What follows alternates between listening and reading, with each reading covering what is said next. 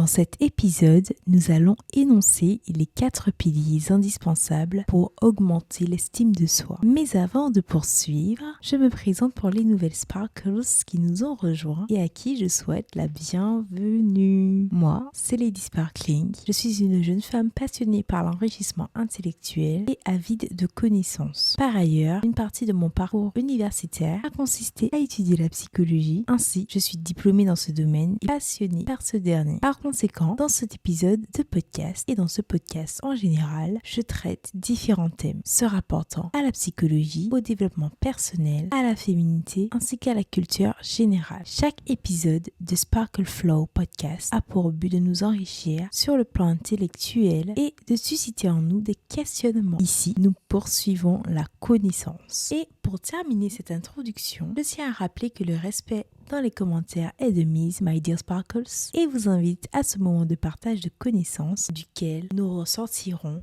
assurément grandi. À présent, nous allons en amont de notre sujet entamer l'instant Sparkle Culture, notre rubrique consacrée à la culture générale. Vos Sparkle Comments sont les bienvenus. Le thème du jour est centré sur l'art. La question est la suivante. Quel est le top 3 des œuvres d'art les plus connues dans le monde? Réponse A. La Joconde, Mona Lisa, de Léonard de Vinci. La Nuit étoilée de Vincent van Gogh. Guernica de Pablo Picasso. Réponse B. La Joconde, Mona Lisa. Le Cri d'Edvard Munch, La Scène de Léonard de Vinci. Réponse C. La Joconde, Mona Lisa. La Chapelle Sixtine de Michel-Ange. La Nuit étoilée de Vincent van Gogh. Donc réponse A, réponse B ou réponse C. J'attends votre réponse dans les Sparkle Comments, my dear Sparkles. La bonne réponse était la réponse C. La Joconde, Mona Lisa. La Chapelle Sixtine de Michel-Ange et La Nuit étoilée de Vincent van Gogh. Bravo à toutes celles qui avaient bien répondu et des sparkles d'encouragement pour celles qui n'avaient pas la bonne réponse. Donc là,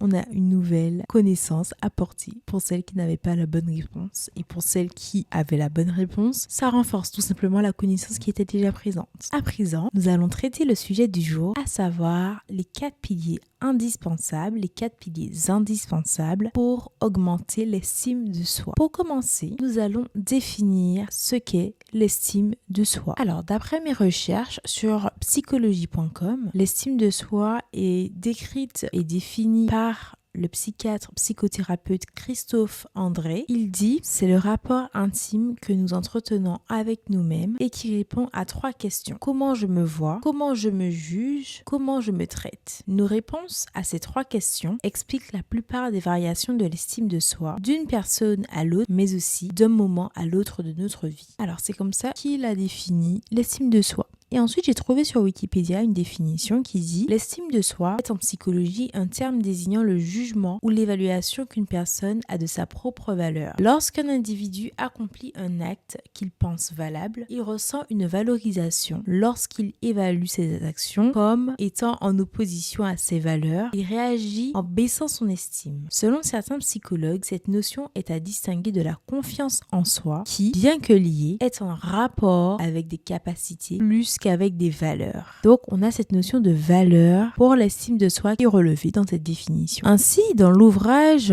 L'estime de soi d'Émiline Bardou et de Nathalie Oubréry-Roussel de 2014, veuillez m'excuser si j'écorche le nom. Dans cet ouvrage, elles disent: nous considérons, je cite, nous considérons ici l'estime de soi comme une dimension évaluative de l'identité personnelle. Elle renvoie à, citation dans la citation, l'évaluation qu'un individu fait de sa propre valeur, c'est-à-dire son degré de satisfaction de lui-même. Fin de citation dans la citation de Monsieur Harter, H-A-R-T-E-R, 1998, page 58, fermeture de la citation. Maintenant, nous allons énoncer les 4 piliers nécessaires pour augmenter l'estime de soi, et ce, en illustrant cela avec la métaphore de la fleur de l'estime de soi. J'en avais déjà connaissance, mais grâce à l'élaboration de cet épisode de podcast, podcast, j'ai pu recevoir plus de connaissances à ce propos et donc la pertinence de mon analyse est beaucoup plus étoffée. Tout d'abord, cette fleur est composée de 4 pétales, si je puis dire, que l'on va appeler piliers. Alors, la première pétale est la confiance en soi. La seconde, la deuxième, est l'amour de soi. La troisième est l'acceptation de soi. Et la dernière, la vision et l'image de soi. D'ailleurs, lors de mes recherches, j'ai cherché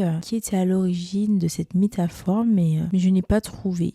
Donc, mes chers Sparkles, si vous trouvez, c'est avec grand plaisir que je recevrai cette information, cet apport de connaissances. La confiance en soi, d'après l'ouvrage La connaissance de soi de Jean-Pierre Famos et Florence Guérin en 2002. Alors, dans cet ouvrage, j'ai lu sur l'une de leurs pages, je cite, « La confiance en soi concernant un but particulier n'aura aucune signification ou aucune importance si ce but est en sommeil ou s'il n'a aucune valeur pour l'individu. C'est seulement lorsqu'un but pertinent pour le sujet est activé ou est en train d'être considéré que de telles probabilités subjectives de succès peuvent avoir un impact quelconque sur le comportement et par la suite sur la performance. » Donc ici, on relève, alors je vous dirai tout à l'heure comment est-ce que j'ai relevé, mais essayez de relever les mots-clés des citations que je vous donne, mes chers Sparkles. Donc celle-là, c'était la première et là, je vais vous donner la seconde. La seconde, alors, Carver, Blaney et Shire en 1979. C'est toujours dans le même ouvrage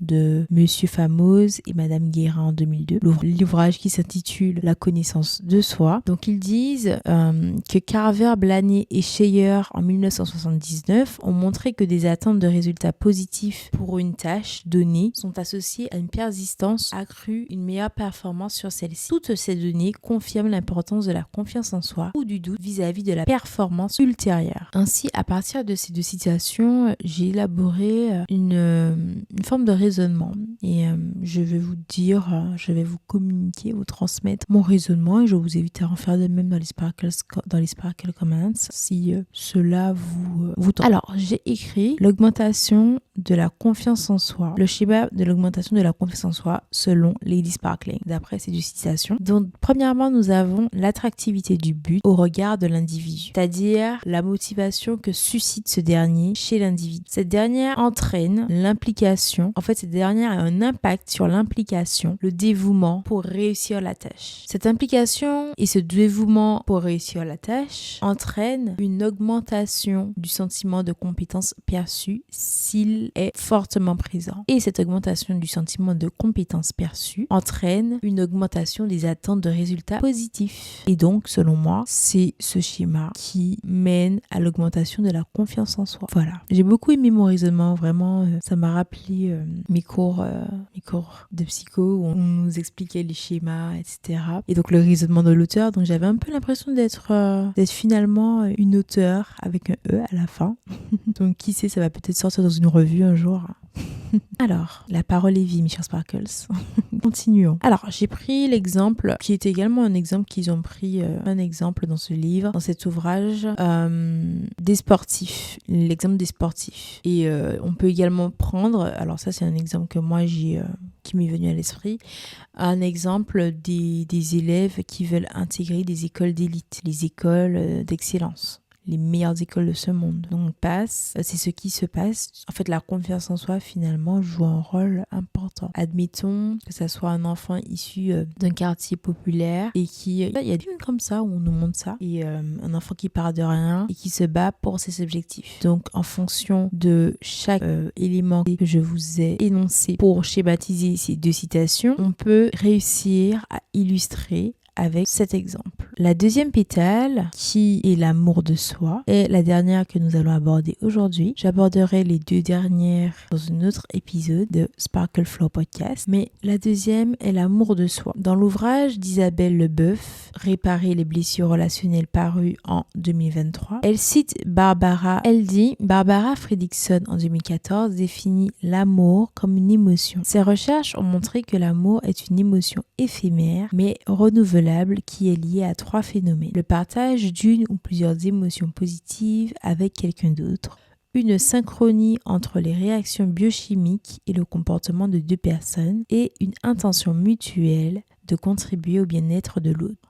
J'ai beaucoup aimé cette citation de son ouvrage et je me suis dit que ça allait être pertinent parce que là vous allez me dire mais Lady Sparkling justement là elle parle d'une émotion qui se manifeste entre deux personnes, ouais, c'est bien spécifié, entre deux personnes. Mais ici, mes chers Sparkles, je veux que nous puissions l'appliquer à nous-mêmes. Donc les 3 phénomènes énoncés précédemment sont à appliquer à nous-mêmes tout simplement. Donc en fait à la place de le faire entre 2 personnes, se l'appliquer à soi-même. Donc je termine mon développement en citant un verset biblique dans Matthieu 22:3 où Dieu nous dit tu aimeras ton prochain comme toi-même. Donc ça rejoint un peu ce que je viens de vous dire juste avant, à savoir l'amour de soi, c'est-à-dire avant d'appliquer cela à quelqu'un d'autre, s'aimer soi-même, tout simplement. Puisque dans ce commandement que Dieu nous donne, il attend de nous que nous nous aimions. Puisque si une personne ne s'aime pas, elle ne peut pas aimer son prochain. Par définition, tu aimeras ton prochain comme toi-même. Donc il est nécessaire de s'aimer pour aimer son prochain. C'est ainsi que s'achève cet épisode de Sparkle Flow Podcast, mes chers Sparkles.